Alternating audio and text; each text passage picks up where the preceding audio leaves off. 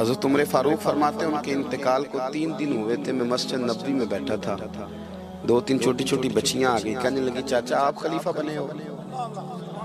میں نے کہا پتر میں بناؤں؟ تو کہنے لگی چلیں پھر عصر کے بعد ابو بکر صدیق ہمارے گھر جاتے تھے۔ میں نے کہا پتر آپ کے گھر کیا ہے؟ کہنے لگی ابا فوت ہو گئے، بھائی کوئی نہیں، ہم نے نا بکریاں رکھی ہوئی ہیں، وہ روز عصر کے بعد آتے تھے، بکریوں کا دودھ دھو کے ہمیں دے جاتے تھے، کچھ پی لیتی تھی، کچھ بیچ کے گزارا کر لیتی۔ 3 دن ہو گئے، میری ماں روتی ہے، بہنیں روتی ہیں، کون آئے گا؟ چاچا چلو گے؟ تو حضرت عمر کی تو داڑھی بھر گئی آنسوں سے، چادر اٹھا کے کندھے پہ رکھی، بیٹیاں آگے آگے، عمر پیچھے پیچھے۔ ایک صحابی رستے میں ملے، عمر کہاں جا رہے ہو روتے ہوئے؟ عمر اور روئے، کہنے لگے یار کیا بتاؤں، ابو بکر صدیق رستہ بڑا مشکل کر گیا میرے، اس کے رستوں پہ چلنا اتنا کٹھن ہے، اتنا مشکل ہے۔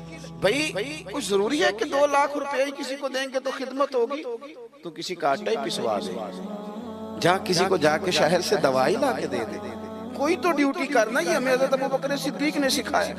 تو کچھ نہیں کر سکتا تو مسجد میں جھاڑو تو دینا میرے بھائی، کچھ تو۔ آپ کی اس محفل کا مہمان خصوصی کون ہے؟ میں تو آیا ہوں چلا جاؤں گا۔ اس محفل کا مہمان خصوصی وہ ہے جس نے محفل سے پہلے یہاں جھاڑو دیا، جس نے یہاں دریاں بچھائیں، اس کی فوٹو بھی نہیں آنی بیچاری، وہ شاید پیچھے رہے۔ بڑے خاص لوگ ہوتے ہیں، کیمرے کی آنکھ انہیں دیکھے نہ دیکھے، رب رسول انہیں دیکھتے، اللہ رسول کی یہ نگاہ کرم میں رہتے۔ حضرت ابو بکر صدیق رضی اللہ تعالیٰ عنہ نے نیکی کے خیر کے اہداف طے کیے، اس ہدف پر انہوں نے زندگی گزاری۔ تیسری بات، انہوں نے نا اپنا مال خرچ کیا اسلام کے لیے۔ اپنا کمایا ہوا مال خرچ کرنا خاصا مشکل کام ہے، آسان نہیں ہوتا، اور اگر آپ نے جائز طریقے سے مشقت کے ساتھ پیسہ کمایا تو خاصا مشکل لگتا ہے اس کو خرچ کرنا۔ حضرت ابو بکر صدیق رضی اللہ تعالیٰ عنہ نے مال خرچ کیا، اور کس طرح خرچ کیا کہ جب حضور نے اشارہ کیا، جب اشارہ کیا، مسجد نبوی بننے کی بات آئی تب بھی خرچ کیا، جہاد کی بات آئی تب بھی خرچ کیا۔ حالات اوپر نیچے ہوتے رہتے، جنگ میں حضور نے اعلان کیا تو حالات کچھ زیادہ مؤثر نہیں تھے صدیق اکبر کے۔ تو حضرت عمر کہتے ہیں اس دن میں نے سوچا آج میں نے آگے گزارا، تو میں آدھا مال لے آیا گھر سے۔ کتنا؟ زکوٰۃ کتنے فیصد ہے؟ بول کے بتائیں، جوان کیوں نہیں بولتے؟ کتنے فیصد؟ زکوٰۃ 2.5% ہے، 2.5%، 100 میں سے 2.5 روپے۔ حضرت عمر کتنے لے آئے؟ 50 روپے 100 میں سے۔ یہ بڑا مشکل کام ہے، 2.5% دیتے ہیں تو لوگ کئی حساب کرتے ہیں، اور 50% یعنی آدھے پیسوں کو تھوڑا نہ سمجھیں آپ۔ حضرت عمر بہت زیادہ پیسے لے کے آئے، 50%، گھر کی ہر شے آدھی کر کے لے آئے۔ اور آپ فرماتے ہیں میرے حالات بڑے اچھے تھے ان دنوں، اور ابو بکر صدیق کے معاملات کا مجھے پتہ تھا، تو میرے دل میں خیال آیا کہ آج نہ میں نے ابو بکر سے آگے گزر جانا۔ کہتے ہیں جا کے میں نے مال رکھا، اتنی دیر میں صدیق اکبر بھی آ گئے۔ کہتے ہیں جواب تو چلو جو ہونے تھے وہ ہونے ہی تھے۔ حضور نے جو دونوں سے سوال پوچھے نا، ان سوال ہی بڑے انفرادی تھے۔ مجھ سے حضور نے پوچھا کیا لے کے آئے ہو؟ ادھر دیکھو جوانوں، کیا لے کے آئے ہو؟ میں نے عرض کی حضور آدھا۔ مجھ سے پوچھا کیا لے کے آئے ہو؟ میں نے کہا حضور آدھا لے آیا ہوں۔ پھر غور کرنا، پوچھا کیا لائے ہو؟ اور ابو بکر صدیق سے پوچھا گھر کیا چھوڑ کے آئے ہو؟ آپ دیکھیں سوالوں میں ہی فرق ہے۔ مجھ سے پوچھا جا رہا ہے کیا لائے ہو، اور ان سے پوچھا کیا، اور ان کا جواب بھی بڑا انوکھا ہے۔ اس سوال کا جواب تھا حضور کچھ نہیں چھوڑا، سارا لے کے آئے۔ جواب یہ تھا، آپ سوال پوچھتے ہیں نا کہ ختم ہو گیا کھانا، تو کہتے نہیں ختم ہو گیا۔ حضرت صدیق اکبر سے پوچھا کیا لائے ہو، کیا چھوڑ کے آئے ہو؟ انہیں کہنا چاہیے تھا کچھ بھی نہیں۔ حضور نے فرمایا کیا چھوڑ کے آئے ہو؟ کیا جواب ہے، کیا حسن ہے۔ گویا وہ کہہ رہے ہیں کہ ہم کو لاوارث تو نہیں نا بھئی، کیا چھوڑ کے آئے ہو؟ تو عرض کرنے لگے حضور گھر بڑا ہوا ہے، اللہ بھی چھوڑ آیا ہوں، اللہ کا رسول بھی چھوڑ آیا ہوں، رب رسول کا نام ہے نا میرے گھر میں۔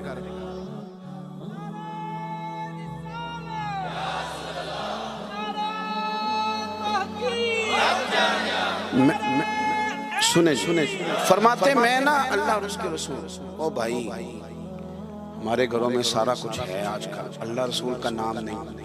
معاذ وہ کیا کہہ رہے تھے؟ جھاڑو پھیر کے ہر شے لے آیا، پر گھر میں اللہ رسول کا نام، اللہ رسول کا ذکر میرے گھر میں ہے۔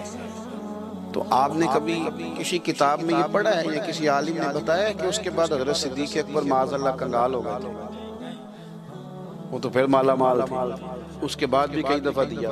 وہ سبق بتا رہے ہیں، سبق ہمیں کہ رب رسول کے نام پہ سارا کچھ بھی لٹا دو گے نا تو گھر میں اللہ رسول کا نام ہونا چاہیے، بڑی برکتیں اللہ عطا فرمائے۔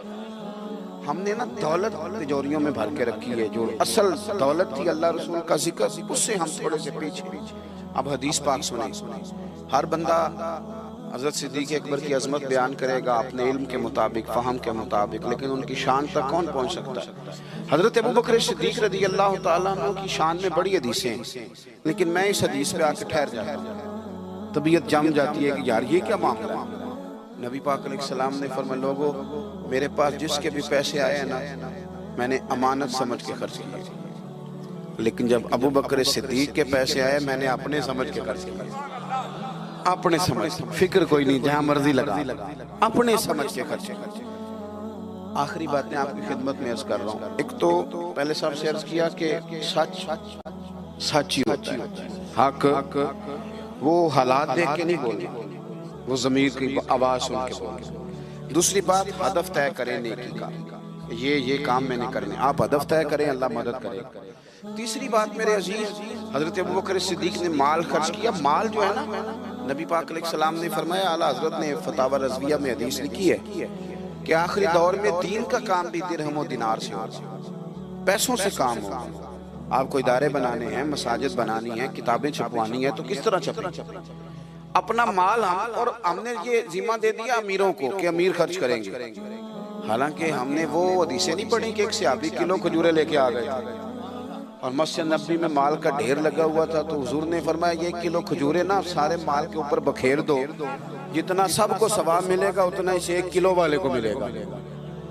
تو ہم نا وہ ذوق نہیں پیدا کر پا رہے کہ 10 روپے کی اللہ رسول کی نظر میں اخلاص والے 10 روپے کی بڑی قدر، ہم سوچتے ہیں کہ وہ نا سارا کچھ چودھری صاحب ہی آ کے کریں گے، حالانکہ برکت والا جو مال ہوتا ہے اس میں بڑی خیر ہوتی ہے۔ آخری بات جو بڑی ضروری ہے اس پر غور کریں، فیصلے زندگی میں جب بھی کریں انصاف پر مبنی کریں، محبت دیکھ کے فیصلہ نہ کریں۔ محبت اور ہوتی ہے، قابلیت اور ہوتی ہے، مجھے اب ہونا یہ فطری بات ہے، لیکن اس کا قابل ہونا یہ ایک الگ بات۔ ہر باپ کو اپنے بیٹے بیٹی سے محبت ہوتی ہے، یہ فطری تقاضا ہے، لیکن وہ قابل بھی ہو یہ ضروری نہیں ہوتا۔ حضرت صدیق اکبر کے اپنے بیٹے موجود تھے، وہ جاتے وقت کسی کو بھی خلیفہ بنا دیتے، موجود تھی ان کی اولاد، مسلمان تھی، کلمہ پڑھتی، صحابی تھے، 4 نسلیں صحابی حضرت صدیق بنا سکتے تھے نا۔ اور حضرت عمر نے تو کبھی ایسا نہیں کیا کہ تحفے بھیجے ہوں، دوستی بڑھائی ہو، بلکہ وہ تو کہتے ہیں کہ ہماری تو نیکیوں میں آگے گزرنے کی دوڑ ہی لگی رہی ساری، معاملہ دوڑ میں رہا۔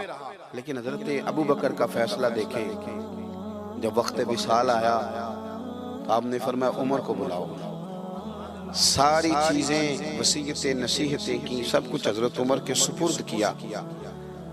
لوگوں نے کہا کہ ابوبکر صدیق یہ تو بڑے سخت آدمی ہیں، آپ ایک سخت گیر آدمی کو بنا کے جا رہے ہیں۔ تو نبی پاک صلی اللہ علیہ وسلم کے غلام نے کیا جواب دیا؟ فرمانے لگے میں اس وقت دنیا سے جا رہا ہوں، اس موقع پہ بڑا جھوٹا آدمی بھی سچ بولنے لگا، میں جب اللہ رسول کی بارگاہ میں جاؤں گا تو مجھ سے پوچھا جائے گا کہ امت کے بارے میں کیا فیصلہ کر کے آئے ہو، تو میں کہوں گا امت میں جو سب سے بہترین تھا اسے امت کا سربراہ بنا کے آیا۔ ہم لوگوں نے نا فیصلے میرٹ میں نہیں کیے کبھی، الیکشن ہو رہے ہیں، فلاں کام ہو رہا ہے، ووٹ کس کو دینا ہے، کہتے ہیں ساری برادری ادھر ہے۔ اب برادری کو چھوڑیں، یہ بتائیں سچ کدھر ہے، حقیقت کدھر ہے؟ وہ کسی اور برادری کا بندہ الیکشن لڑ رہا ہے تو وہ بندہ اگر ٹھیک ہے تو ٹھیک ہے، پھر آپ برادری نہ دیکھیں، پھر تو شخص دیکھیں کہ وہ صحیح جا رہا ہے۔ حضرت عمر کے فیصلے ہمیشہ میرٹ ہے، حضرت ابوبکر کے فیصلے ہمیشہ میرٹ ہے، حضرت عثمان غنی، مولا علی شیر خدا، ان لوگوں کے فیصلے ہمیشہ حق کی بنیاد۔ حضرت عمر کو بنا کے گئے. میں نے دوستوں سے کہا تھا اس سال میں نے کہا تھا کہ حضرت عمر کے حالات پر زیادہ کتابیں ہیں, ان کے واقعات زیادہ ہیں, چونکہ انہیں وقت زیادہ ملا نا 10-11 سال.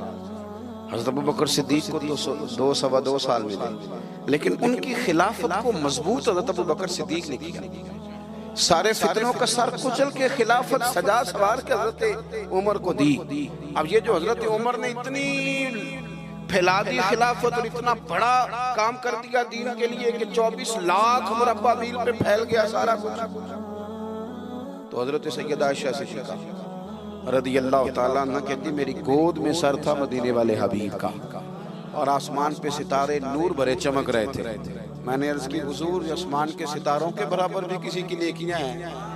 اب حضرت عائشہ کا عقیدہ بھی سمجھو, انہیں پتہ ہے کہ نبی کریم کو پتہ ہے کہ آسمان پہ ستارے گرے, اور کوئی امتی چھپ کے بھی نیکی کرے تو حضرت عائشہ جانتی ہیں کہ اس نیکی کو بھی مدینے والے جانتے ہیں. کہا کسی کی اتنی نیکیاں بھی ہیں جتنے آسمان پہ ستارے ہیں, تو حضور نے فرمایا ہے نا. حضرت عائشہ بڑے تجسس میں تھی, خیال تھا شاید میرے والد کا نام لے. کس کی؟ تو حضور نے فرمایا فاروق اعظم کی. بیٹیوں کا باپ سے پیار, تو کہتے میں نے فوراً عرض کی حضور میرے والد کا کیا حال ہے, ان کا بھی تو عالم بتائیں نا. تو نبی پاک نے فرمایا عائشہ عمر کی زندگی بھر کی نیکیاں ہوں تو ابو بکر کی ایک نیکی کا مقابلہ نہیں کرتی. اب بات کو سمجھے کہ کتنا مضبوط ہے وہ شخص, کتنا مضبوط ہے کہ حضرت فاروق اعظم رضی اللہ تعالیٰ عنہ کے خیر کے کاموں میں بھی درجہ جناب صدیق اکبر کا زیادہ ہے. ہدف طے کریں, مہربانی کریں زندگی کو ضائع نہ کریں. لمحات بڑے ضائع ہو گئے, اور ثابت کرنے کی بھی کوشش نہ کریں کہ ہم صحیح چل رہے ہیں. آپ چلتے رہیں, وقت خود بخود ثابت کر دے گا. وقت ثابت کر دیا کرتا ہے کہ جناب یوسف بے گناہ بھی ہیں اور سچے بھی ہیں, اور وقت ثابت کر دیا کرتا ہے کہ وہ مصر کے جیل خانے کے نہیں مصر کے تخت کے وارث ہیں. تو آپ کام کریں, کوشش کریں, دین کے لیے آگے بڑھیں. آپ لوگوں کی فلاح کے لیے, وطن کی فلاح کے لیے حضرت صدیق اکبر رضی اللہ تعالیٰ عنہ نے ہمیں کہا کہ ڈھونڈ کے نیکی کرو, جو تم سے ممکن ہو سکے وہ خیر کا کام کرو. دعا کرتا ہوں جو میں نے کہا ہے اللہ اسے قبول فرمائے. آپ لوگ بیٹھے جی, کس نے اٹھایا؟ تشریف رکھیے. اور جہاں ہم گفتگو کے دوران بھول گئے اللہ ہمیں معاف کرے. محفلیں ہوتی ہیں نظریات کی, سرکار کے نام کی, شخصیات کی نہیں ہوتی. یہ محفل میرے نام کی نہیں, حضرت صدیق اکبر کے نام کی.